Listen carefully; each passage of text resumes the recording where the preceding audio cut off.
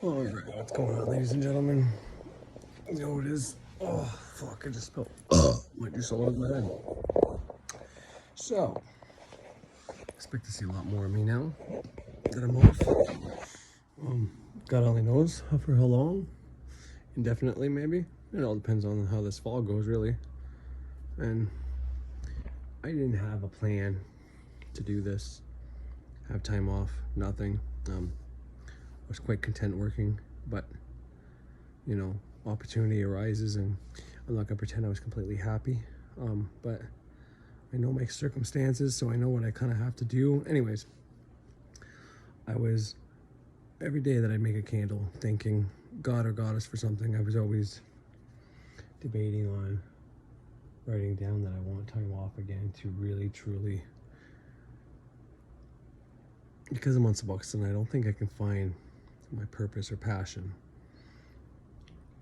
I don't think it's completely helping people online or YouTube or anything like that. But if it is, then that's great. And then, you know, it's just a matter of time. But I don't think that's it, because it's not.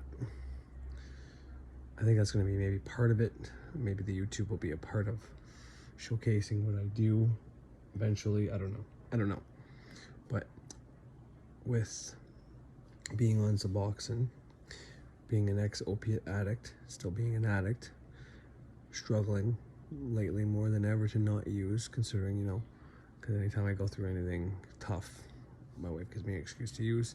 And I mean, this is a pretty big one, you know. I used to use her getting mad at me as almost a reason to go and relapse. The fact that she was messaging another man, because I mean, it wasn't that long ago. I mean, before this, I made a video saying she's getting worse than ever, and I don't know why. You know, she's blaming me for talking to girls, and when I go out, she thinks I'm cheating all the time, and I wonder why. And now I know, you know, for the 7 days this man was messaging her, and she acquiesced and messaged him back 3 times. So now I know why, because if it was happening to her, and she's got low self-esteem, so for whatever reason she thinks I'm gorgeous, she thinks I'm a really good looking man, she thinks I'm hot and sexy, whatever. And I think the same about her. I am cocky, but I've reduced it a lot, because, you know, after you've been through withdrawal, it's very hard to see yourself as good looking anymore, you know, with age and whatever else. So I'm not as conceited as I used to be, but I know I still. Anyways, the point is, she doesn't think she's good looking. She's insecure. So when she knew that there was a man interested in her, and she's like, I'm not even good looking, this guy's after me, there's gotta be girls after my man. That's how she was thinking. That's how she explained it to me. It's not me just making that up. And I understood it, you know? And then, fuck, I forgave her for everything. I mean, I love her. What can I do? I love learning, doing magic more than anything, except for her. I said that a while ago, that's why I work a job. I know I could sit at home and manifest. I know I will, if I stay at home with no job, I will find my passion. Or at least I thought so anyways, because I know it's just a matter of time, or at least find every job I need to get to that'll eventually lead me to my passion. See, whether I'm on Suboxone now or I get off it now, everything I do is going to lead me there. The only shitty thing is if the drug use, if Suboxone, taking my dose just to get through my day at work, and then I'm too tired to go home, what's going to prolong me doing things to find out? Because if I come home and I'm tired from a day's work, and you know, part of that is because I have that Suboxone there. Like, I truly think at night I'm supposed to be doing something more, and I've learned to take care and control of my dreams, but I'm not able to do anything like astral travel or anything like that. And every time I try, I get the worst sleep paralysis I've ever gotten in my life. More shocking energy, you know?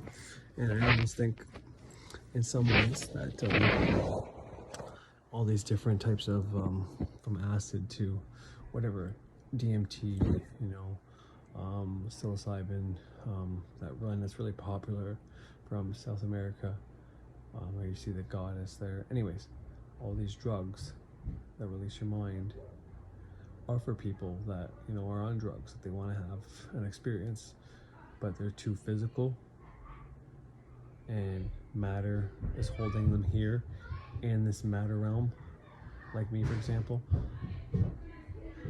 then, you know, those drugs, that's what they're for. They're for those people that can't lucid dream and all that to have an experience. And maybe once they have that and they know what the hell what, you know, give it an opportunity to be like, holy fuck, I gotta quit so I can actually experience that on my own without dope. You know what I mean? What I'm trying to get at. But anyways, I'm gonna play something from Delores Cannon.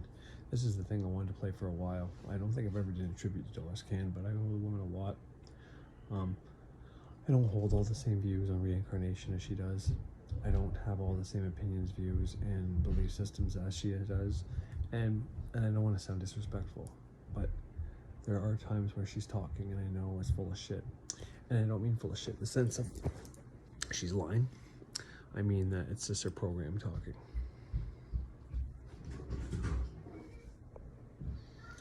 But the point is, okay, I'll be out there shortly then. The point, yeah, I don't mean any disrespect to Delores Cannon. I don't at all. And like, her and Edgar Casey were so influential on me in the beginning. Learning from these, you know, she's the psychic medium that puts someone into hypnosis, into trance, whereas Edgar Casey went into trance. But to me, witch, two witches, and these are their scrying bowls, their tarot cards, this is their type of divination. This was their contact with outside sources, and because they fine-tuned their craft, they were able to do some incredible things. Both of them not always right, not always correct, but that's because I think they're right more times than they're wrong. Personally, that's an opinion, but you know, they this potential is always changing. So, but, and like I said, I don't mean any disrespect to Delores Cannon, none whatsoever. Okay, absolutely none. I could just tell though, because like, she's an older woman. She grew up Protestant or Catholic, I can't remember which one, and heavily, you know, influenced by that. She was on a military base, probably heavily, you know, religious. Went to school, probably got taught by nuns. She is the same age group that my parents would have been in, give or take. Like, she was a little bit older, so maybe my grandparents, somewhere between my grandparents and my parents, is Delores Cannon her age, right? So, point is, she would have been, I don't know if she went to public school or not. I have no idea. I can just speculate. But, you know, she says stuff like, God isn't a man, by the way. God's a woman. But then she said, well, he's actually neither. He's closer to a woman. So is what she said. But then, you know, when she refers to source all the time, what's he doing with all this information? It's always a he, you know, and that's just little things, and I get that. But it's just a point that, you know, a lot of her perspective is still coming from belief systems that are completely or built in a Protestant Catholic background. And then when she got the information from the collective, the unconscious, the subconscious, as she calls it, that information, if she could fit it into the model she had in her mind, then she did. And I think there's a lot of things that either she forgot how it actually happened, or, you know, because when you tell a story over and over and over again, you add a bit to it, you add a little bit to it. There's no harm in that. And I'm not saying she did anything wrong. She painted a great picture for a lot of us to learn from. And the way she presents the model, it's like very Hindu-esque. You know, I really like the idea that we all had to be the elements. We all had to be rocks and water and air, the earth, the leaves, the trees.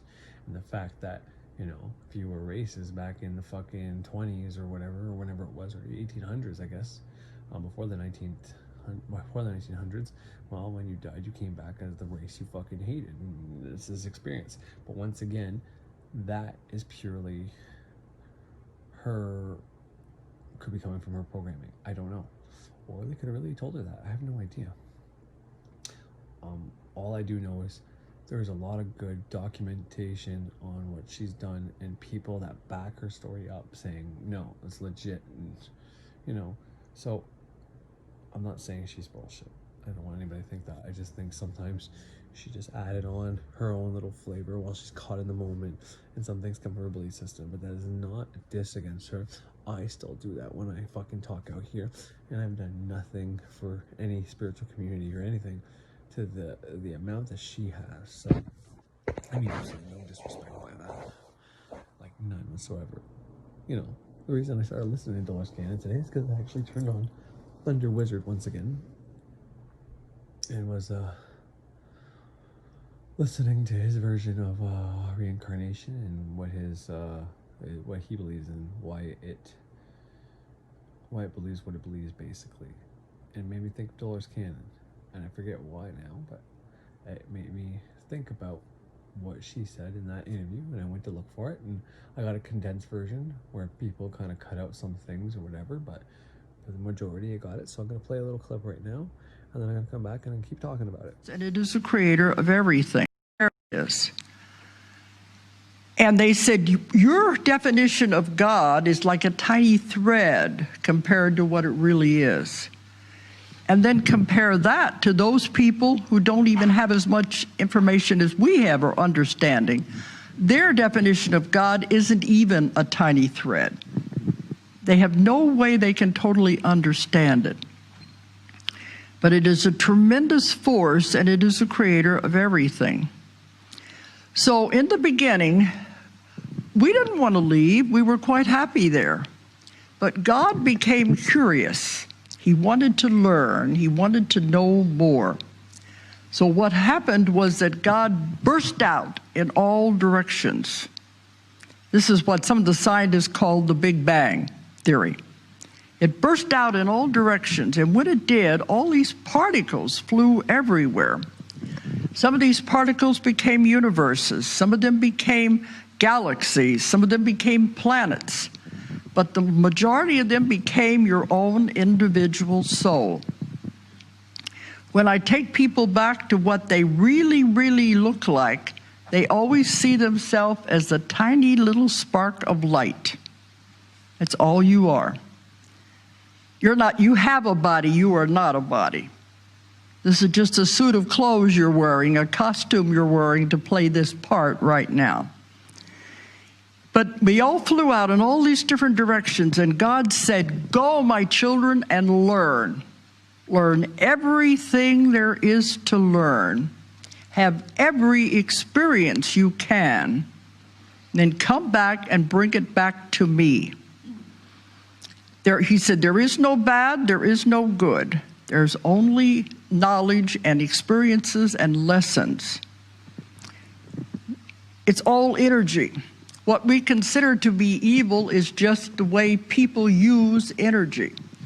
But when I'm talking to people about life after death, and when we've all had terrible things that have happened in our lives, but I always ask the person, did you learn anything from the situation?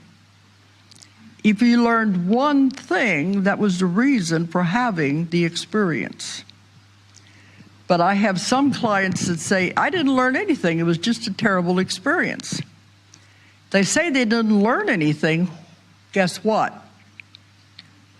You got to repeat it again. You have to repeat it again until you get it. You can't jump from kindergarten to college. And some people, I've seen many clients that have repeating the same thing over and over again for 4 or 5 lifetimes. Same people are involved in different roles and the same circumstances. They haven't learned anything. They're repeating the same things over and over and again like they've never learned anything.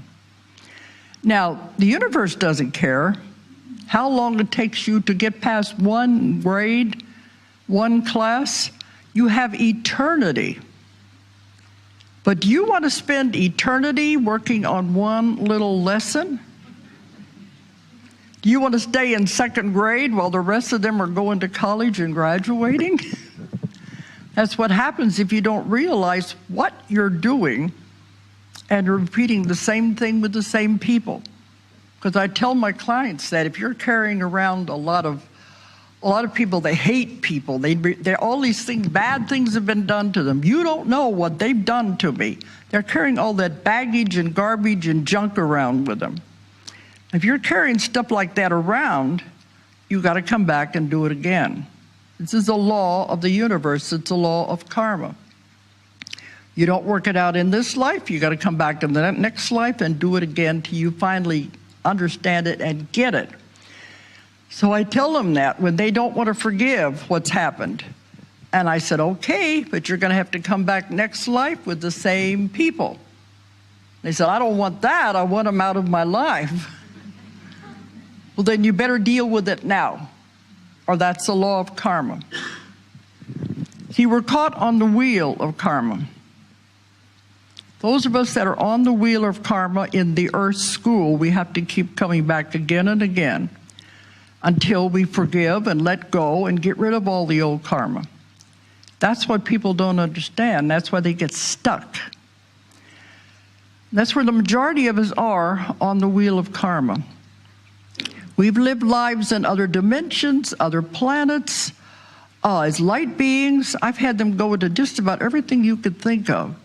In the beginning, we were co-creators. We helped with the creations of the galaxies, or the planets. I've had many people there when we were creating the water on Earth. We've all had tremendous abilities as co-creators with God, I guess you would say, the ones who were appointed to do the creation. So look at the abilities you have, and you don't even realize it. You never lose anything. You know how to create. You know how to do these things. It's never lost. Now we've got to bring that back. They told me the most important lesson you have to learn in the Earth School is how to manipulate energy. Now, everything is energy. If you have to learn how to manipulate energy, what does that mean? All right, so what she was just saying about manipulating energy is really what I'm going to be talking about. It's going to be my main focus anyways. And obviously, I'm pretty sure if you've been listening to me for a while or have half a brain, you're going to know kind of what I might be talking about. Or maybe not, there's a lot I can go on with that. So yeah, sorry about the arrogance and prickness. But before I get into that, something I need to mention.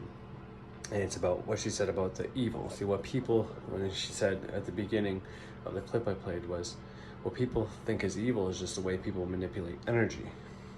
But later on, in the next part of the clip I'm going to put on, because I'm not going to keep talking here, I'm going to let it play the whole thing through.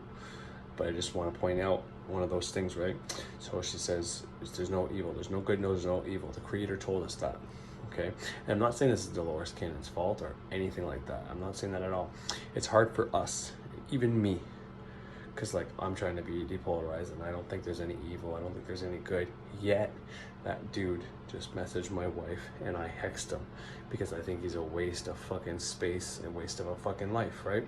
So that's evil to me right now. So as depolarized as I think I am and whatever else, it's still hard for me to understand, when evil acts happen. I can consciously talk about how there is no evil and it's just somebody else that's not evil, but doesn't mean deep inside, I'm not going to feel the tragedy. I'm not going to feel brokenhearted. I'm not going to feel, all the things that go along with that and be like, fuck, that was evil. You're fucking a devil woman or a devil fucking piece of shit man. You know what I mean? Point is, I'm not dissing her when I'm pointing stuff out like this. I'm just trying to make a point. She said to perceive, it's just the way people manipulate energy. And then she says at the end, because she says the most important thing you can learn in this Earth School is how to manipulate energy, right? Because everybody's here and no one thinks they're creating reality. Everybody's just going around reincarnating, creating karma, reincarnating. So yeah, we should love each other, and yeah, we should be nice to each other, and yeah, we should all know that we're part of God and we can all do this shit. But the main lesson you need to learn here before you get to go anywhere else, where there may not be free will and whatever else, okay? And this is what I think she's trying to get at. This is not what I believe completely, but it's what I want to point out, is that you need to learn how to manipulate energy. And that is learning magic. It's learning how to create your life. Learning how to bring stuff in or banish stuff out. Okay, now she said what people do is just how they manipulate energy. That's the evil that is done, right? It's people too. That's not part of what I want to point out, but I'm just stating. She says what people do, what we think is evil, is just the shit. It's just how people manipulate energy. But then at the end, she says, if you want to create your life, there's two things you don't do, and if you don't do these things, then you can create as much as you want. And she says, don't create anything that'll harm anyone, and don't create anything that'll take anything away from anyone. And then you can create all you want, and that's bullshit. because you can do those things. That's just programming or her trying to, you know, be positive. Because if she doesn't want to, and I get it, most people don't want to put a message out there saying magic can do anything. So all you psychopaths out there, if you want to start killing people using energy work, go for it. You know, most people don't want that. They want people to think that you can't hurt somebody magically. You can't do these things, but you can. You absolutely can. You can do anything and everything. So, but that's just to show you how the programming works, how self-learning beliefs works. Sometimes it's even a scarcity issue. People will tell you to not take away from people because they're scared that people will get into this and they'll take all the money there is and leave none for them. So they just, no, you can't do this, you can't do that, you can't do this. You gotta be all about other people. And it's like, you're just being a selfish prick. But anyways, I'm gonna keep playing it. I just want to interject that right then and there because I think it's important to point out those little things, because I think the woman did a lot for spirituality and the community, and you know, I mean, she's taught her craft, her version, how to put people in a trance as deep as she has to do regressions and, you know, trying to get people awakened. There's a lot of awakened motherfuckers out here right now because of Delores Cannon. So I absolutely mean no disrespect to her. This is how you can't adopt someone's complete philosophy. Because if everybody takes everything she says and takes it on as their own, well, there's going to be a lot of people that are going to, you know, think that people shouldn't go harming people at all. And I'm not saying people should harm people. I'm just saying that if someone is in your house and about to kill your family, and you can kill that one guy instead of him hurting your whole family, well, that's the honorable thing to do, is to kill the one guy. Sometimes you're in a tough situation, and like she said at the beginning, God wants to see everything, wants to witness everything. Someone has to play the bad guy. To be a good guy, you have to have a bad guy. That's just the way it works. For me and my wife to have this great time we're having right now, she had to message that fucking asshole, and for me to feel like a pile of shit, for us to get to the place where we are now. There always has to be bad, there always has to be good. And if you don't have bad, then you don't have good. Then you're just in this mellow state of boring, nothing going on. There's no excitement, there's no joy to life. It may not feel like joy whenever someone's dying of a disease. It may not feel like joy when someone cheated on you. It might not feel like joy, but something good will come out of it. You just gotta not, in the meantime, curse yourself and hate life. Like, that's why I threw at the motherfucker, because I could be holding that in, resentful, carrying around karma, being a dick, hating my life, kicking fucking, you know, just being mean to my children, my wife, my family, until my wife leaves me. And it's not because she wanted that, guys, because I'm a miserable prick. That wouldn't have been healthy. So what do? I throw all that negativity, all that emotion back his way, because he shot it at me first. It's fair, if you ask me. And now I feel great. I don't have to worry about it anymore. Yeah, if I think about it, sometimes it brings me down, but time does heal. And you know, if I notice I got a little bit extra negative emotion that's still lingering around, I'll throw that shit at him too. It's just as simple as that. He knew she was married. And anyways, you're probably gonna hear about this a lot from going forward until I'm over it. So, you know, I don't have anybody else to talk to about it right now. So, except for until I get in with a psychologist, counselor, whatever. So, my bad about that. But anyways, I'm gonna play the rest of Canon here, but keep an eye out for those little things. Don't adopt those little things. Try to figure out where she might be coming from programming, so you don't adopt those things as your ideologies. But listen to the principle, what she's getting at, because this is her interpretation of what happens when she's doing a past life regression with other people. And the same voices, the same collective, she called the unconscious or the subconscious mind, kept talking through her where these people were in trance. The people that were in trance were asleep. They don't remember a fucking thing, but they're telling her all this information that this person had no idea of. It's really remarkable when you watch the tapes and you see how the people acted before and after. Like, it's incredible.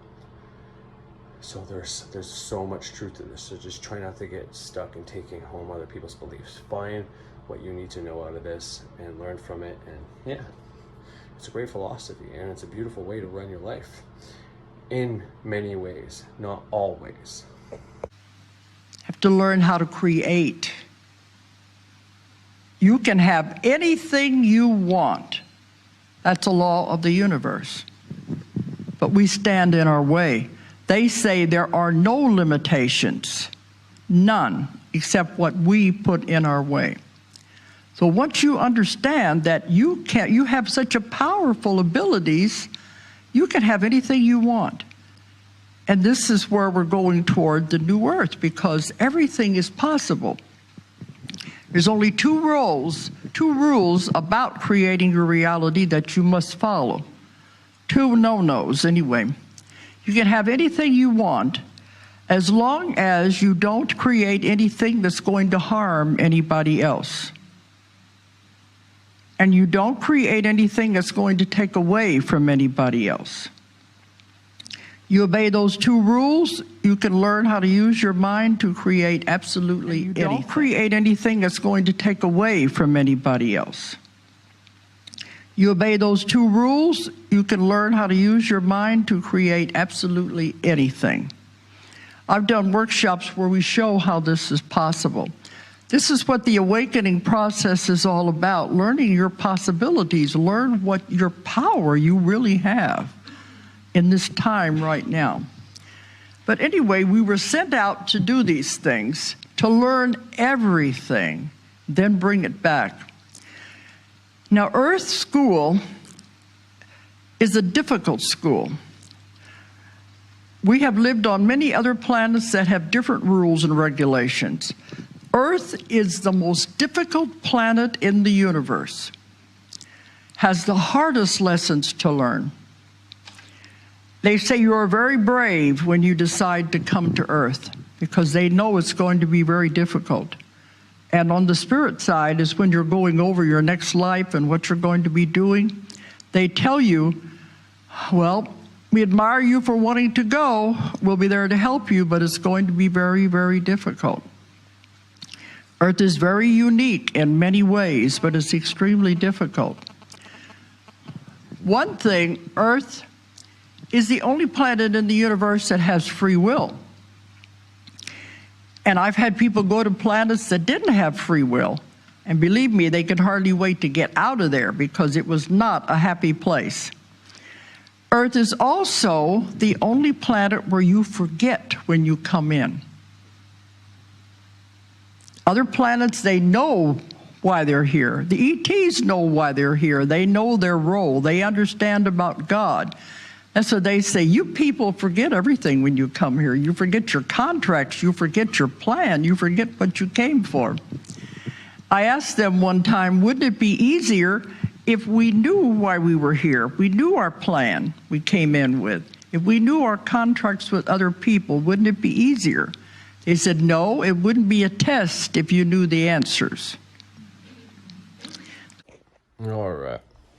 So I have to stop it there again. Alan Watts, I forget which one it is, Psychology of Religion lecture. He starts off by saying he's having a debate with a man sometime, I forget when, and this guy says to him, either before or after, if we have a God above us, a creator, I created us, a living father, whatever, I forget how he words it, but it's like, don't you think he would have sent us a book, a guide, a manual on how to live, how to act?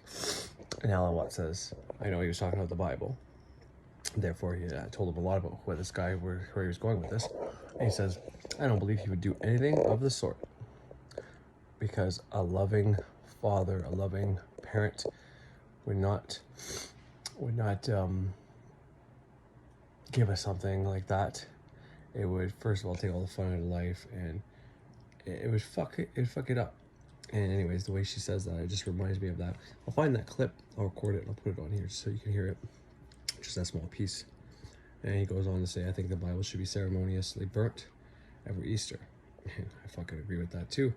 Not that it's not a powerful book, and I think you can use it anyways, because I think you could take even the most dark, sinister story and twist it in a light way, some way. I'm not gonna say how, but I'm just stating a fact. A fact that I think is real. But the point is, this is a test. Life is a test. Life is a prize. Life is a test and love is a prize. You know what I mean? You can sit down here and keep getting reincarnated over and over again and be all pissed off and miserable over and over and, see how far that gets you. Or, you could do your best to Because you're gonna have shitty times, you're gonna have fucking hardship, you're gonna have fucking tragedy, you know, and you're gonna come face to face with evil and malevolence sometimes. And sometimes you're gonna be that evil, you're gonna create it, and your job is to learn how to deal with that and get past it within this lifetime. And for some reason you go out without dealing with it, then I do think there might be something to, you know, having to pay back that karma in another lifetime. But when you think about that concept, it sure looks like maybe people are trying to create a lot of karma right now in the age of people awakening. But yeah, so in an age where everybody's trying to be evolved and enlightened, we've got this big, and a lot of people call it spiritual warfare. I don't like to say that or add to that idea, but it doesn't mean I don't think that that's not a possibility. I just don't like to talk about it anymore in case it is a real thing. I don't want my enemies, spiritual enemies, to know that I know who they are. But the point is, it seems like that's what's happening. There's a good way if you had to separate all the people from the ones that are a potential threat, from the ones that are just going to listen and obey, and the ones that are going to keep reincarnating. What would you do? How would you do it? And then you have enter in today. But it's a really good point what she says there, what she asked there, you know. It's a test. It wouldn't be a test this way. And that goes to show you what the Bible probably really is. It's man's way of explaining our origins, our beginning. It's not necessarily at the actual beginning.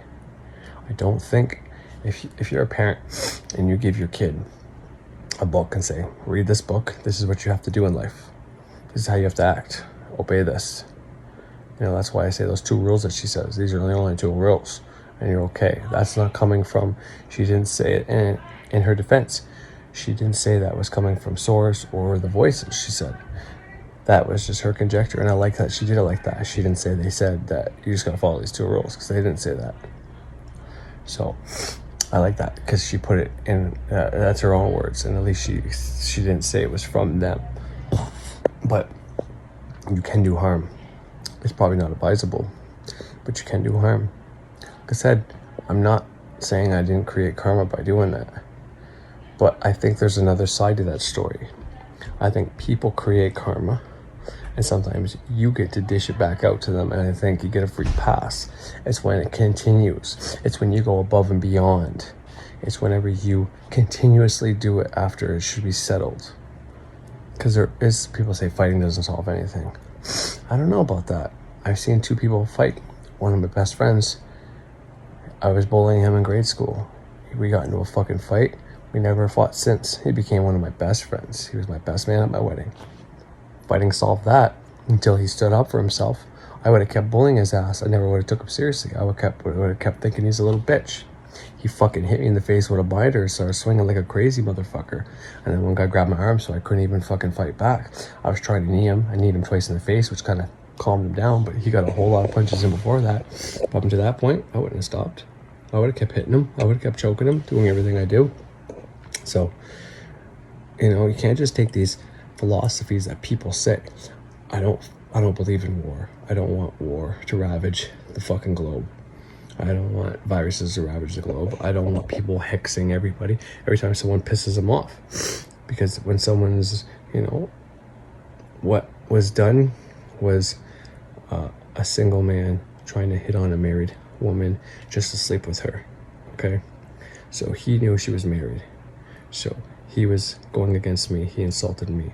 On top of that, he was just trying to get my wife's pants, playing on her emotions, just trying to get with her with no real future. So even if, let's say, you know, me and my wife, we ran our course, end of a relationship, and I actually told her something like this: if she needs to go and experience another guy or whatever, go do it. I'll be waiting for you when you get back. I told her that, and I meant it. And it's because, you know, half of it was I wanted to see if this guy really means what he meant, because I don't think he did. Because a girl like that, willing to go meet up with him, and he said he wanted to go play Dungeons and Dragons, that tells me he, you know. But anyways, but if you love them, you set them free. And if they come back to you, well, then it's meant to be. I don't think that's a true fucking phrase or anything like that, but I kind of see where that philosophy came from. I wanted to prove to her that I'm in this for the long haul and that I would do anything for her, even letting her go to another man. I just wish, she would have told me about it instead of me having to find out about it. I'm glad she did everything else after I found out about it to prove to me that nothing happened and all that, because I'd be going crazy right now. But that's the thing, like, not only was he going after a married man's husband or wife, he was also manipulating my wife to just get something, lying to her, trying to get her in bed, leading her on, you know what I mean? And then whenever she, would say, watch, okay, here right now, no go. I'd rather play a little game with my buddies, But anyways, the point is, I don't think I'm going to get in shit for hexing him, because I think he's done this to multiple people before and no one's done it to him yet. They probably wish him harm up here, and that harm goes to them and then comes back to them, and they just keep going around and round and round because they don't know how to throw and let go. And what I'm saying is, everybody out there that thinks what I did was wrong, but yet if they were to find out that COVID was created to make us stay at home or to get our children sick, to wear masks, let's just say, I'm just hypothetical because I'm not convinced COVID is fake, I'm not convinced it's real, I'm somewhere in the middle. I don't think we ever get to know the real truth. Well, I'm pretty sure if you found out that they were doing it just to kill off our children and to reduce the population, that most people would agree that, well, I think we should lock them up or kill them or get rid of them so they're not allowed to try to influence and hurt any more people. You know what I mean? Or no, do we allow them to stay alive and just keep trying to kill people? It's a hard choice, right? Nothing is black and white.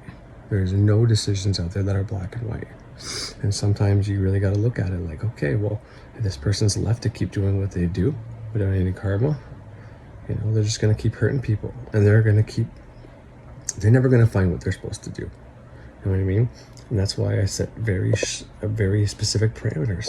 Whenever he learns his lesson, I want him to find his happiness, his passion, his bliss, his fucking girl he should be with if that's what he wants, and have more kids if that's what he wants. But not before he gets a bunch of torture that teaches him a fucking lesson. And that's, to me, that's a win, because he was going to fuck over my wife if she would have left me for him, and then would have fucked over our marriage, and he should have never even tried to fuck a fucking married woman for the first place. That's not even adding in all the lies and the game and the deceit he threw on there, and all the fake shit he told her about himself, you know what I mean? I've already been in contact with a few people that told me about him, but anyways, point is, it's not like I just did it to someone innocent because it was butthurt. I was butthurt, and it is because I was insecure. But just because people tell you that you shouldn't harm doesn't mean that that's always right, because it's not that simple. It's never that simple. It's never just like, okay, love your enemy. Okay, I can try to love my enemy. If my enemy is a bully at school who's never physically abused me, and his parents are going through a divorce or something like that, then maybe I can. But if the bully at school, like me, for example, his two parents were together, no issues were going on, I was just a kid that thought I was tough and I liked showing off by choking people. Well, that's not going to do any good. And every day I would go and I would choke my friend. Well, he wasn't my friend yet, but how is that just, no, he had to lay something into me for me to fuck off, because now I knew, okay, if I do it again, he's gonna fucking hit me. And we got suspended for that, both of us. I can't keep getting suspended. So I learned a fucking lesson, and he had to throw punches for that to happen. And sometimes that's how life has to go. And I know for a lot of people out there that are, anti-fighting and whatever, they're not gonna like how that sits, but it's just because they don't want to throw the punches whenever it's needed. They rather just, we'll give them loving feelings and hopefully they'll go away. And then they go home and secretly fucking hate and hold it in, and they're dying inside to let that shit out. And that's not healthy. Throw and let go. That's my new motto. But anyways, to the main focus of the video, which is Magic is the lesson of this earth school. This is why we have schools. This is why we have hierarchies. I can't tell you if what she's saying is completely accurate. What I do know is it's channeled information from somewhere to help explain reality. And she gives it to people and helps people learn this shit. Just like what I do with other concepts that I got from other people, just like other people do, just like your regular person doing divination, trying to figure out what their purpose is in life. You know, it's all the same. We're all trying to explain what this place is. And the thing that it keeps coming back to is basically learning magic. We have to figure out how, we got to put aside the notions that we need to use our powers for good or evil. First of all, we need to realize what our powers are. We need to figure out how to do this shit. Like I told my wife the other day, because she was saying something about, because, you know, when she's complaining about people, everything comes out right. So she might sometimes agree with me and think sometimes some of this stuff might be real. But when she's mad at me, it's going to come out like, oh, I think he's brainwashed. And so I told her, I'm like, when it comes to the weird stuff that you think is weird or whatever that I'm listening to, basically what I research is there's a part of our body that keeps your butt at 98 degrees, okay? But if that starts fucking up, well, then it's some kind of disease or disorder. And for most people, that won't happen. The doctors can tell you why it's starting to happen and what maybe caused it, but they can't tell you why everybody else doesn't get that disease and why only these certain amount of people get it. And they might see something that's in common with all these people and why that happens to them, but there's really no other predictors. And that's how it is basically for almost all diseases. Now, there's some things that happen more often. When babies are born under certain conditions, they become jaundice. And now we have a shot for that, we get rid of it. So on and so forth. And just like this coronavirus, some people get it and die, some people get it and don't even have symptoms. That's pretty fucked up. And we've been so saturated with conspiracy after don't believe the media, after elites or all the presidents and all the media and everything like this, they're all satanic worshipers. Well, now that when the media is telling us, hey, there's this epidemic happening, none of us want to believe them. And you can't really blame us, it's pretty hard to believe them. And you got people out there saying, well, you should believe them. Well, what do you mean? A year ago, you were telling us not to believe them. And now you're telling us we should believe them? It's like, that's pretty hypocritical. But the point is,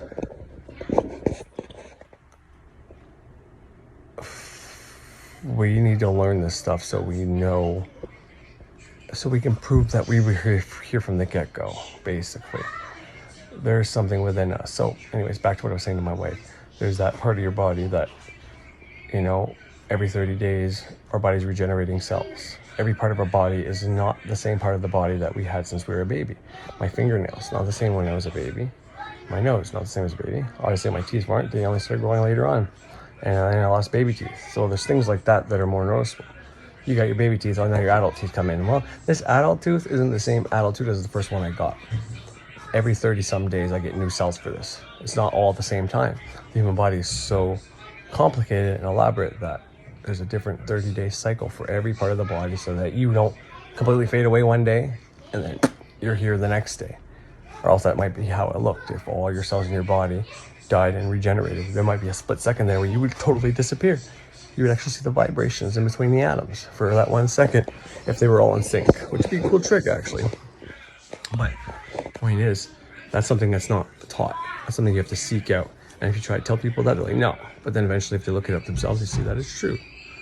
So when you take that aside and you say, well, if we change the way we perceive the human body, as if this liver that I have right now, why would it have a problem? Why would the wear and tear of drinking alcohol over and over again cause it to deteriorate? I mean, if you're doing it every day, then yeah, every 30 days you're wrecking the cells, even though you rejuvenate and get new cells. But this is why you can stop drinking and then you can actually heal. And it's not like, well, the damage is already done. No, that's not true. The damage isn't already done because you make new cells every 30 fucking days. And you can heal your body. It's going to take time, but you can heal your body. You can heal. We are like Wolverine.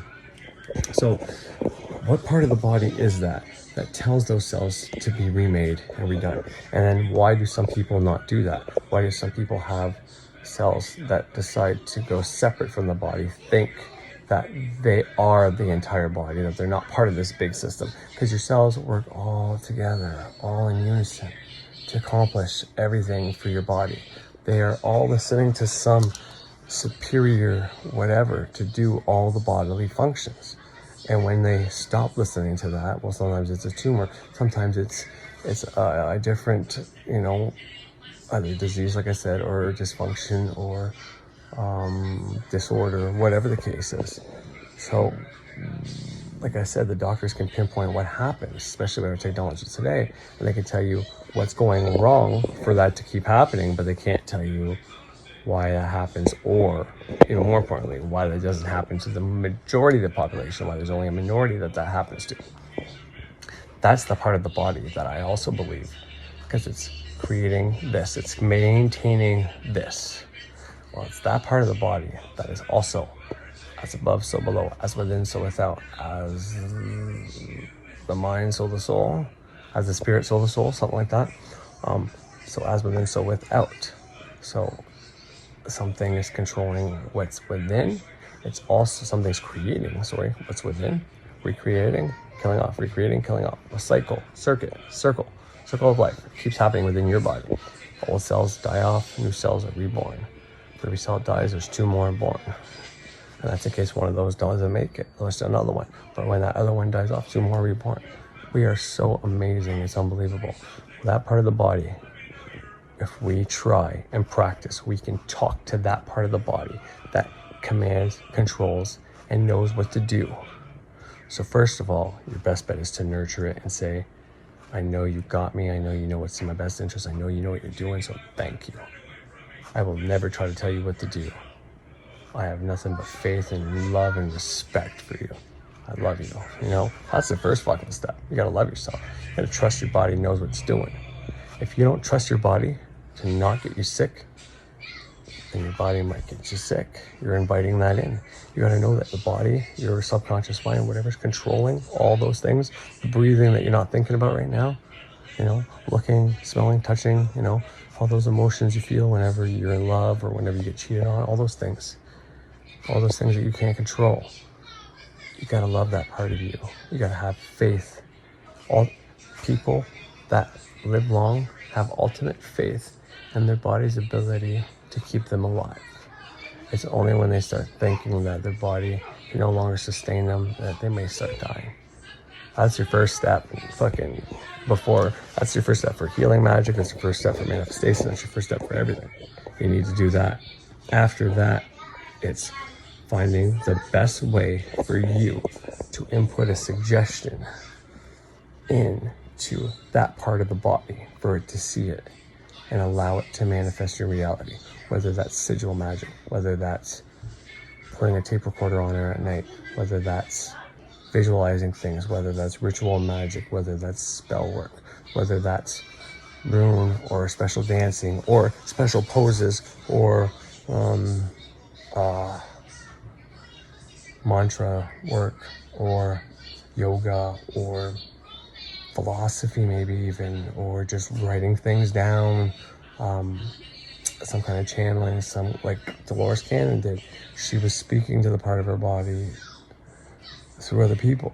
Instead of looking internal on herself, she would do it through other people. But the point is, that's what I told my wife when she said that, I think that thing's brainwashing, Corey. He hasn't been the same since.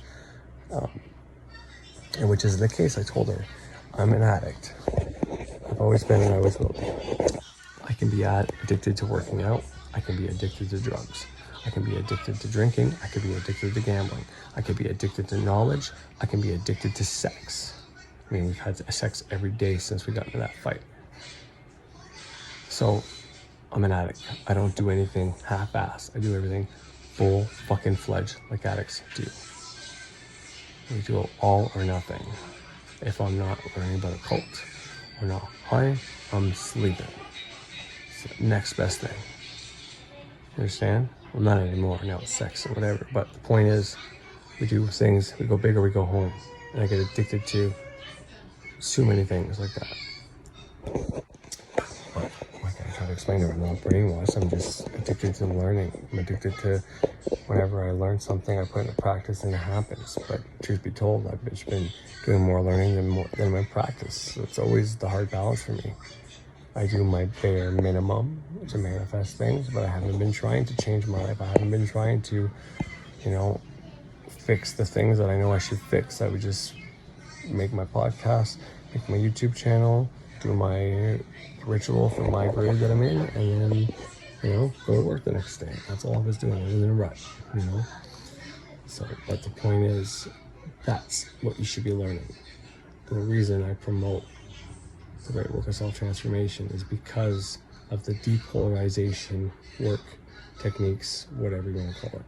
Because that's so important. Because if you're polarized against the man, against the elites, against the Illuminati, against all these things, then you're never going to see clearly enough to be able to work on yourself. You're always going to be worried about what they did to you. You're always going to be in victim mode. And you'll never be able to actually truly become enlightened. Anyways, I think that's enough for today. Hope you enjoyed this shit. And yeah, as always, have a great day. Earth is very unique in many, many ways. So when you sign on for the Earth School, it's a long school. Some of the other ones you can get in and out of quicker. Here, it's much, much longer. Once you sign on, you can't just get out until you graduate. See what I mean? Why do you want to be stuck in second grade for countless lives when you can move on and finally graduate and go on somewhere else? When you sign on for the Earth School, you have to be everything. And I mean everything. Human is the last step in the whole chain of evolution, if you want to call it that. You have to learn to be everything. And I've had people go back to these lives again and again and again. You have to know what it's like to be air. You may think, at the beginning, I thought, how can these things be alive and communicating with me? Everything is consciousness. They said one of the greatest things I could teach people was that everything is alive. Everything has consciousness. The table has consciousness. The floor has consciousness. The chair, everything has consciousness. They said in the fibers of the rugs are universes. From the microcosm to the macrocosm. You can never know it all while you're alive.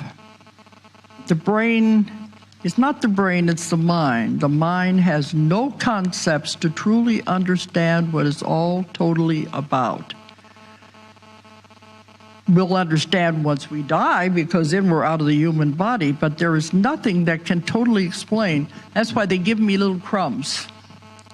And they'll say there's no concepts in your mind to explain what they want to explain. I said, well, do the best you can. Give me analogies, parables, anything so I can try to understand. And that's how I write my books. But they say these are poor comparisons, but we'll do the best we can. Anyway, it's a little hard for some people afterwards to understand that you have to be everything.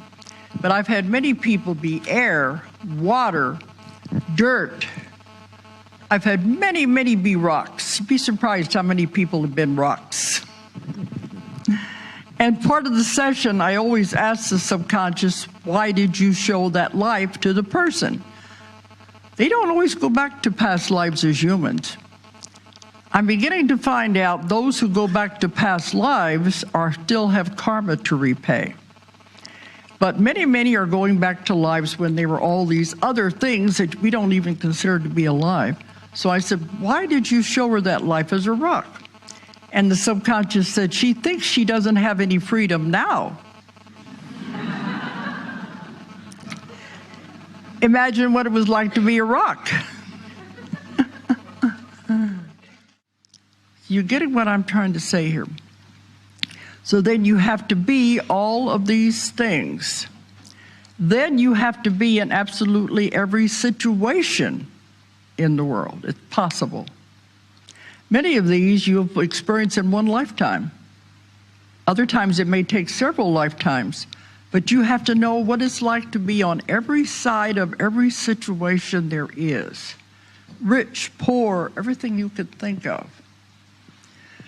There's more souls in line for the handicapped bodies than for the normal bodies. Can you see why? They pay back more karma, as much karma as it would take 10 lifetimes to pay back, they can pay it back in one lifetime, being handicapped. Because look what they learn. Also look what they teach those who are taking care of them.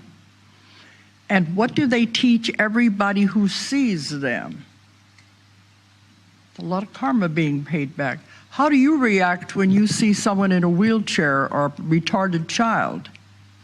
This is a lesson they're teaching all of you.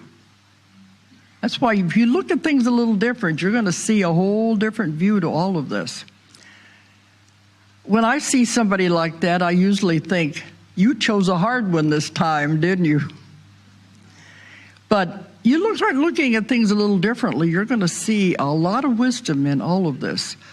But this is where we've been. We've been in this school. You can't get out until you've learned everything. Then you finally graduate. Then you go back to the source and dump all of our knowledge, all of our information, all of our experiences back into the gigantic computer that's known as the source. I asked them one time, well, what does he do with all this information when we get it back? He creates something else. It's an ongoing thing that never stops.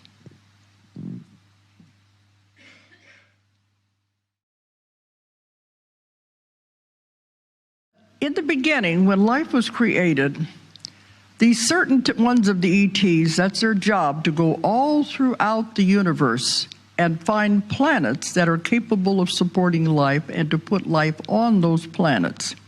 There are rules and regulations over everything. Nothing is random. There are councils over everything. Councils over universes, councils over the galaxies, councils over solar systems, councils over Earth. And they watch, and they kept very strict rules. And they said when a planet reaches the point that it's cooled down enough that it can support life, that's a very momentous occasion in the history of that planet. And when that happened to Earth, and I've had people go back to those times when the volcanoes finally stopped and cooled down and the ammonia was cleared out of the air. When it reaches the point it can support life, they are told, go and introduce life. Earth was given its life charter. Now, they have to start introducing something here. And they do this all over the universe. That's their job. And they live as long as they want to live, so they can keep going back and checking on the different planets into progress. Imagine how long this would take. They were told to first bring individual cells to the Earth. See what's going to grow in the primeval soup we have here, the chemicals and the things in the air. They don't care what it's going to be as long as some kind of life is established. It has to make a beginning. They want the cells to begin to clump together into multi-celled organisms. It'll be something. And I asked them one time, where did the cells come from? And they said, that really doesn't matter. They collect them all over the universe. And they bring here and see what's going to grow, what kind of combination with the chemicals in the air. They said, you'd be surprised what you could have looked like. But they keep coming back and checking and see, is anything beginning to grow? And they said, you don't know how fragile life is. Sometimes the planet will begin to grow, start to clump together and make multi-celled organisms, and then they'll come back and it's fallen apart.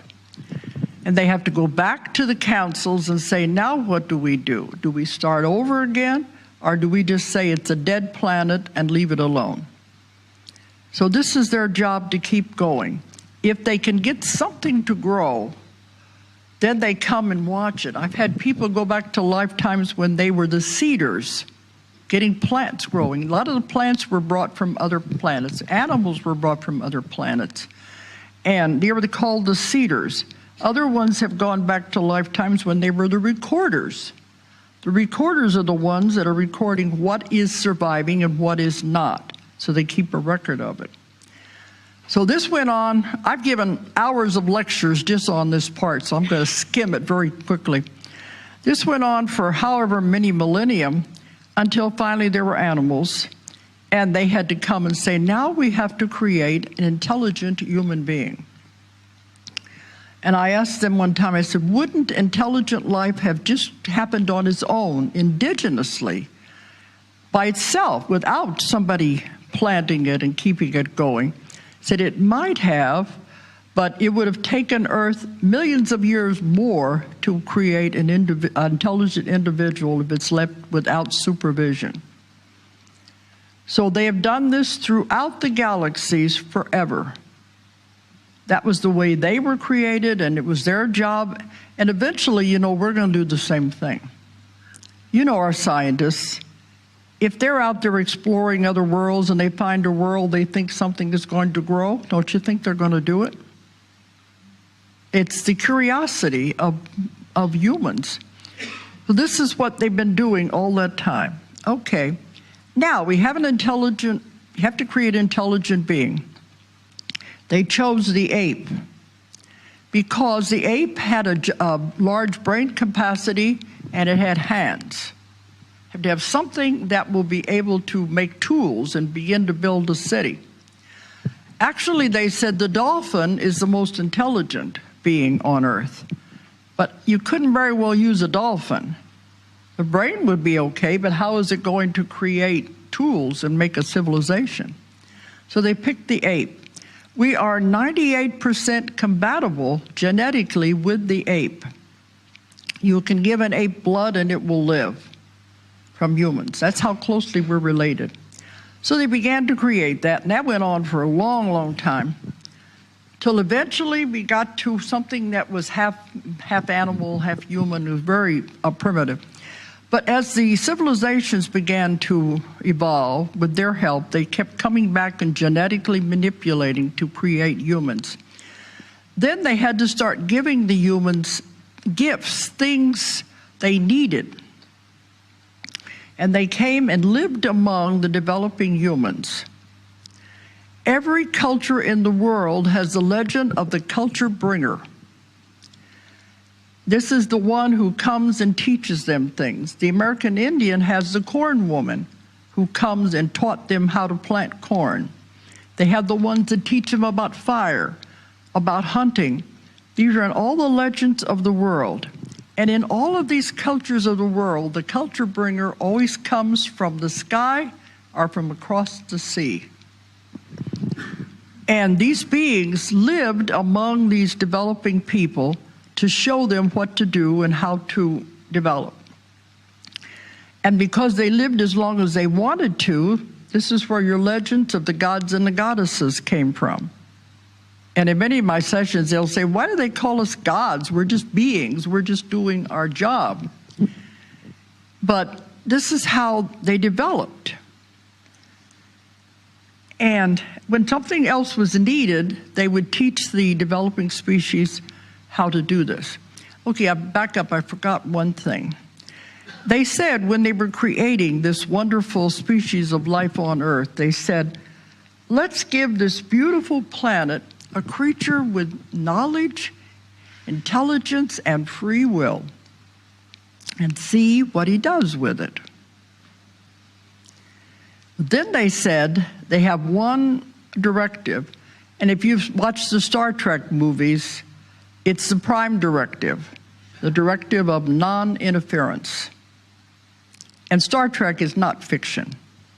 I could go on about that too, but I'm going to try to condense. The law of non-interference, it means once a civilization has been created, you cannot interfere with the development of that civilization. You have to let it go on its own. And I said, yes, but isn't that interference when you give them these things, the next advancement, the next thing they need to evolve? They said, no, we give it to them as a gift one time. What you do with it is free will. Because many times down through history, they've given us things and we didn't use it for the way they were supposed to be used. Most of the time we turned it into a weapon or something. We didn't use it the way it was supposed to be used. And I said, well, can't you come back then and say you're not doing it right? They said, that's interference. Give it to them a gift one time and stand back and watch them and shake your heads. What are you doing here? That's interference if you try to change, to stop them. You just got to let them go the way they're going to go. The only exception to the law of non-interference would be, say that the species developed a plan where they might destroy the world. If that happened, then they would have to interfere.